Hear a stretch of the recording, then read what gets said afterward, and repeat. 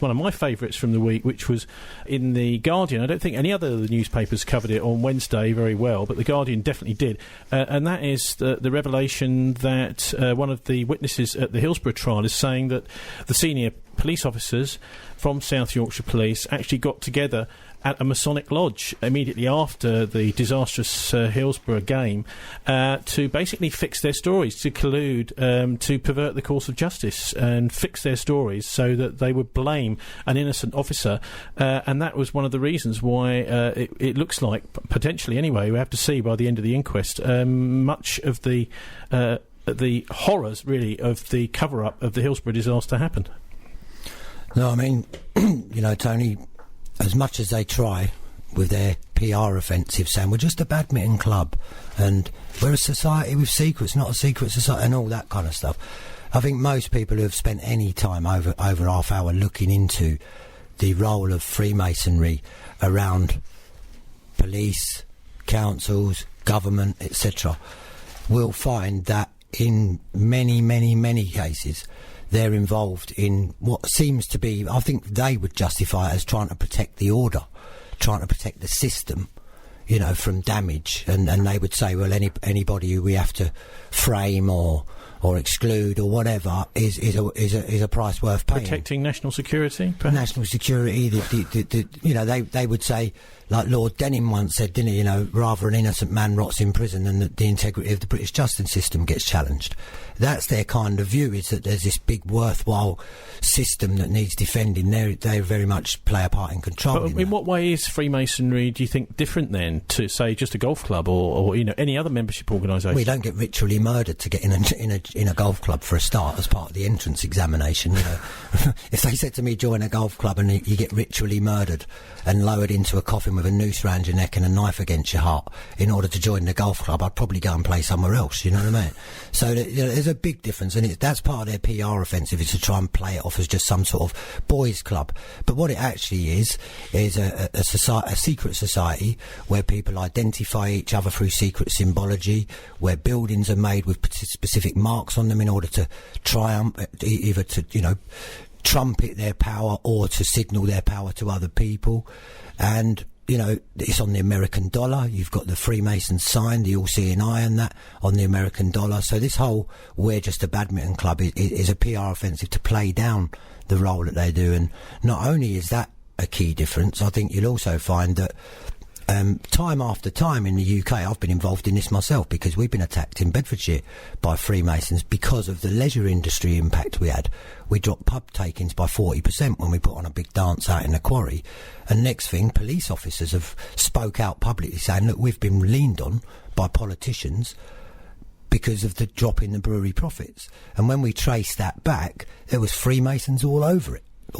Yeah, but how do you actually know that somebody's a Freemason? Do they come up to you and say, "Hi, I'm a Mason"? Exactly not. They don't do that. That's the point. I mean, we had to do our own research and dig out membership books which were previously private, you know, and we found that the leader of Luton's Labour Council, for example, you know, the so-called socialist leader of the town, was an active Freemason, and none of his colleagues in the socialist group believed it, never mind knew it. When we told them, they just could not believe it, you know. So there's this, and you know, they're kind of covering all bases really. And what I found in Bedfordshire was that the justice system, the political system, the economic system, in all aspects of Luton's business and community arm, there is an influence which is unhealthy and over powerful for the number of people we're talking about, which does contort and distort, and you know, whether it be the actual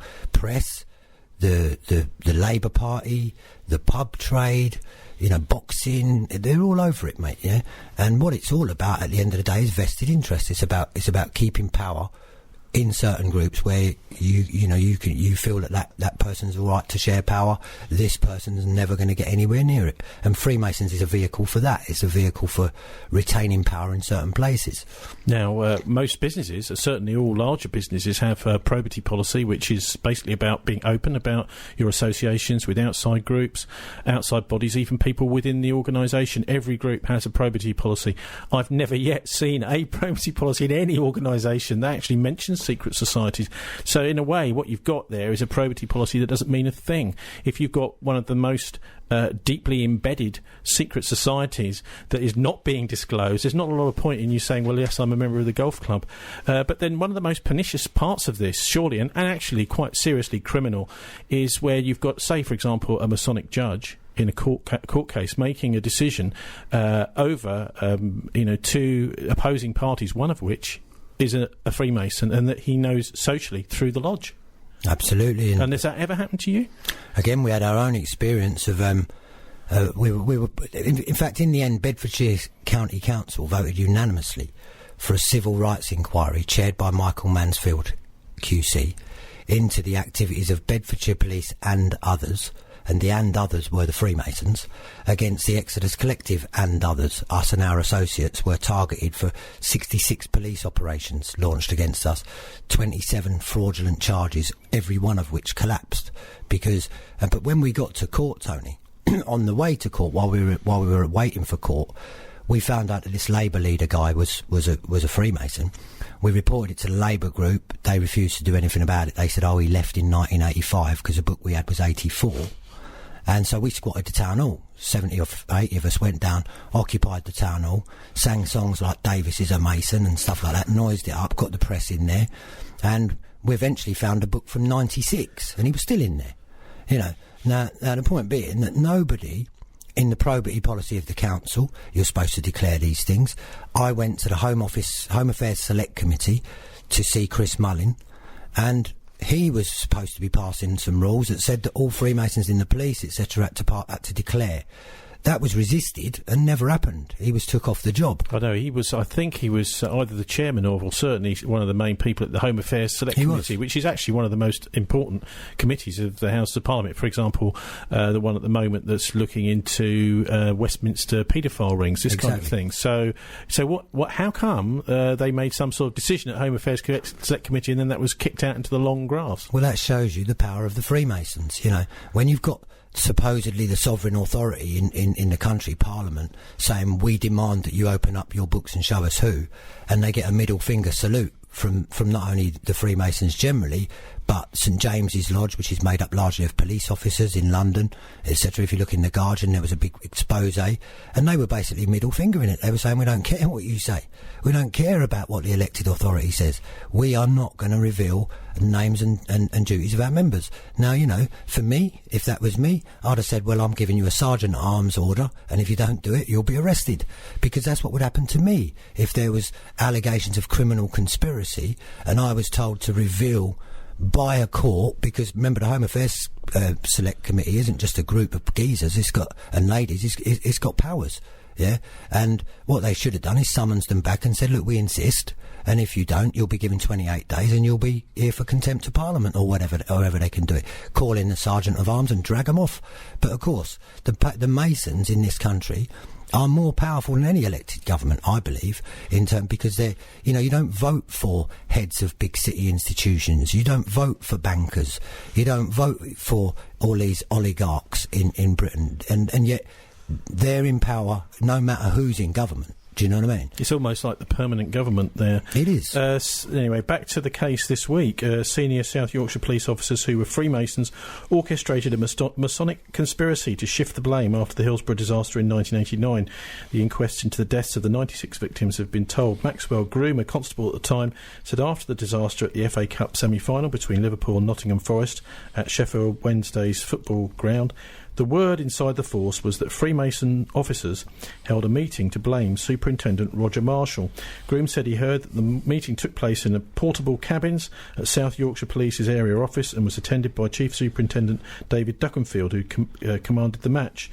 Questioned by Michael Mansfield QC, representing 75 families whose relatives were killed at Hillsborough, Groom said he believed Duckenfield was a Grand Master of a particularly influential lodge in Sheffield. I wonder, this certainly seems to be some evidence coming out about Hillsborough. I wonder, Glenn, what your thoughts are about other scandals that might also include Freemasons. I mean, you've had your own experience of it. What else? Well, if you're looking generally across the country, you know, this paedophile activity that's been going on.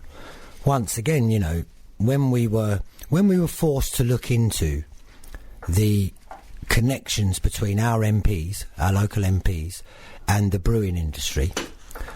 Our MPs, we had two MPs. One was called John Carlyle, who was a Conservative MP. He was famous for sending South African wine to the anti-apartheid movement. He'd do things like that, you know. He's a very right-wing character. And Graham Bright, our other MP, was personal private secretary to John Major when he was Prime Minister. Now, before he was PPS to John Major, he was PPS to a guy called Malcolm St Clair. Now, Sinclair, right, are of... What's that book called? The Mason book, the recent book that Dan Brown wrote. Oh, Da Vinci Code. Da Vinci Code. That centres around Rosslyn Chapel, and etc. So it's a very Masonic, Templary kind of family. And Graham Bright was PPS to him, and then PPS to the Prime Minister. So it was like he was PPS to the unseen government, and then PPS to the seen government, within 3 years of each other. And when we investigated this guy's connections to the brewing industry, we found out that one of the breweries, Whitbread, because Sam Whitbread lives in Bedfordshire with us as well, one of his main lobbyists was a guy called Ian Greer. Now, Ian Greer Associates, was a scandalised company. He was involved in Cash for Questions with Al Fayed and all that kind of thing. And when we researched this guy, we found all these allegations about Dolphin Square. Simon Regan from Scallywag he wrote an article called Boys for Questions, which was actually about what's all coming out now. You know, in terms of Dolphin Square being used as a place for VIP MPs, judges, that kind of thing. And the name Derek Lord and the name Greer were two of the people who were associated or alleged to have been associated with something to do with these parties. And it was said by Simon Regan that he felt that there was actually what Martin was talking about, secret services involved in taking pictures of people and blackmailing them. Now, when I looked at my MP, and I looked, he had a role in the NSPCC, the Scouts, the Choral Society, you know, I mean, very, very, very children-orientated work. And I'm thinking, how can you be doing all of that and having an association with this guy, a friendship actually, with this guy who's accused of doing all of that? So as that story's gathered more traction in terms of the paedophile abuse rings at the heart of Parliament, I think you'll find there's Masons all over that too. And people have been killed investigating this. Simon Regan died. His brother died when he was trying to he tried to pick up Simon Regan's investigations, and he died. You know, so there's all this mystery. We were talking just on this show back in the late summer about the death of Stephen Milligan MP, and a couple of weeks, in fact, I think maybe even just a couple of days before he died, he'd said, I'm going to clean up the Tory party. I'm going to get the perversion out of the party. And then he's found in some sort of weird sexual pose, and certainly for most people that are looking at that nowadays, they think, well, actually what he was doing was trying to get out into the public domain quite a lot of what we're seeing today. Anyway, more recently, on this latest scandal, VIP paedophile networks shut down police investigations which got too close, claim retired police officers. This is the 13th of December. Almost 30 former detectives turned whistleblower in an online forum to expose how undercover operations were suddenly canned by powerful figures. This was in the news last weekend. High-level probes into VIP paedophile networks were shut down as police closed in on a number of powerful figures, former officers claim.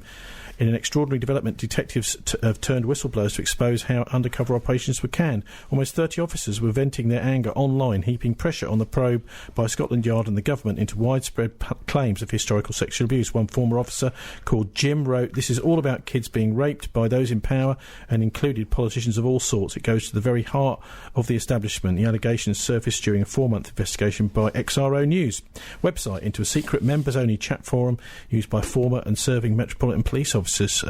Martin, is this actually going to see the light of day finally this time, do you think, this scandal? And are people going to go to court and eventually to jail?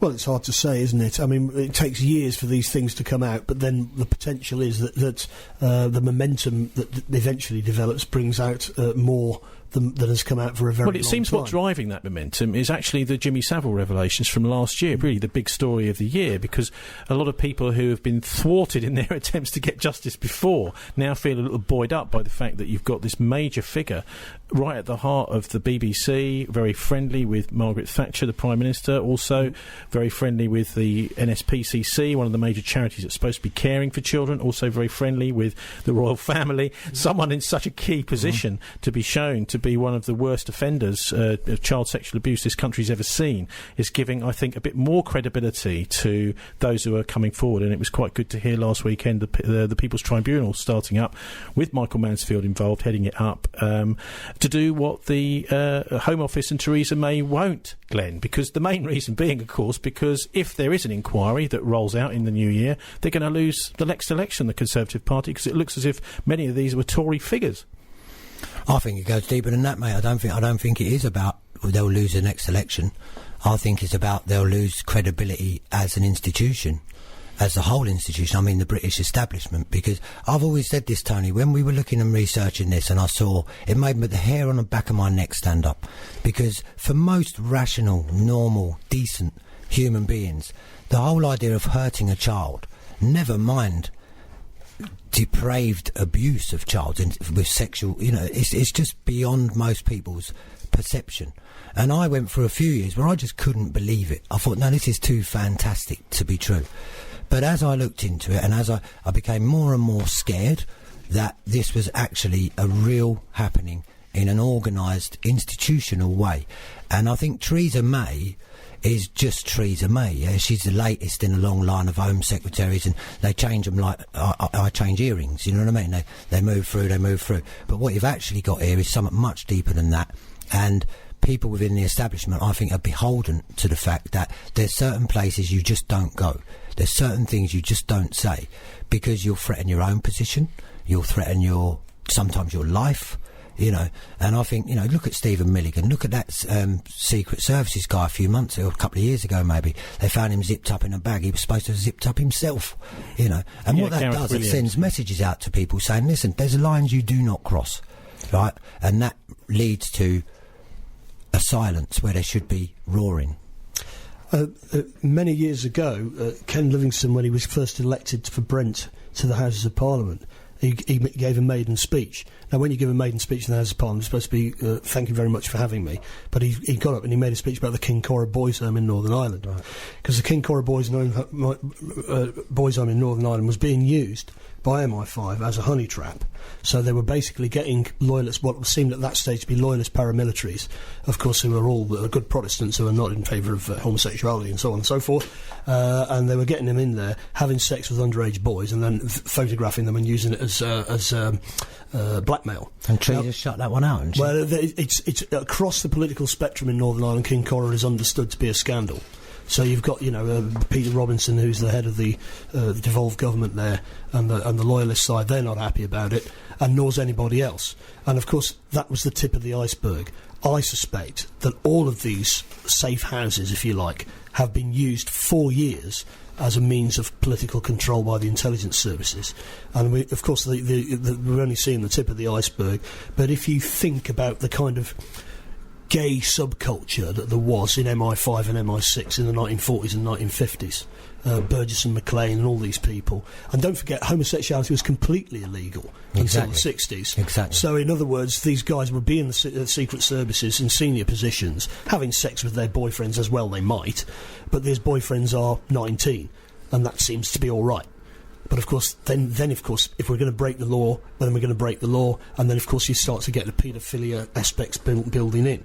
And think of the culture where these people come from, like Heyman, who was deputy head of MI6, who's definitely been fingered as being involved in this Dolphin Square stuff.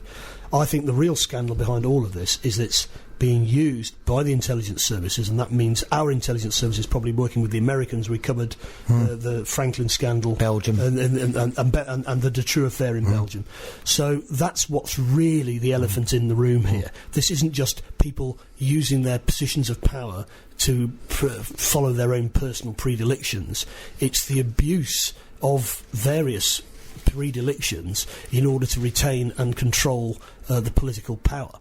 And that's the real scandal. And of course it links also, I mean, there's another big elephant in the room is the role of the Western intelligence services in the promotion and creation of terrorism, particularly of the Islamic variety. So what we're dealing with here is we've got an ostensible democracy. That's what we teach people in schools. And in practice, we've got a corrupt oligarchy with a democratic facade.